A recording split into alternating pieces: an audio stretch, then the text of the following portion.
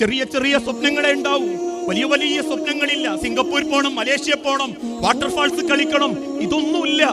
ദുനിയാവിൽ മക്കളെപ്പരവും കുടുംബത്തിന്റെ ഒപ്പരവും അടുക്കളന്റെ 4 ചുമരിന്റെ ഉള്ളിൽ നേരം നയാൻ പൊലച്ചക്ക് 4:45 അലാറം വെച്ച് എഴുന്നേറ്റ് മൂത്തോക്കുള്ളത് അല്ലെങ്കിൽ ഇടയോക്കുള്ളത്, മൂത്തോനുള്ളത്, പിന്നീട് ഭർത്താവിനുള്ളത്, അവരൊന്ന് വീട്ടിൽ നിറങ്ങുമ്പോഴേക്കും പിന്നീട് അലക്കാനുള്ളത്, അലക്കിത്തീരുമ്പോഴേക്കും ഉച്ചക്കത്തെ ചോറിനുള്ളത്, ആ ചോറൊന്ന് പാകപ്പെട്ട് മേലുകൈ കുളിച്ച് അസറസ്കരിക്കുമ്പോഴേക്കും പിയാപ്പിള വരുന്നത്, 4:45 മക്കള് വരുന്നത്, അവർക്കുള്ള ചായ, മഗ്‌രിബ് നിസ്കരിച്ചു വരുമ്പോഴേക്കും പിയാപ്പിളക്കുള്ള ചോറ്, രാത്രി മക്കളൊപ്പം 1/2 മണിക്കൂർ വായനക്കിരിക്കല്, രാത്രി തിന്ന പ്ലേറ്റുകളൊക്കെ കഴുകി തിരിച്ചു റൂമിലേക്ക് വരുമ്പോ ആ സ്വപ്നങ്ങൾക്കിടയിൽ ചേർന്ന് നിന്ന് ഒരു സമാധാനം കൊടുക്കാൻ നമ്മളെ ഉള്ളൂ.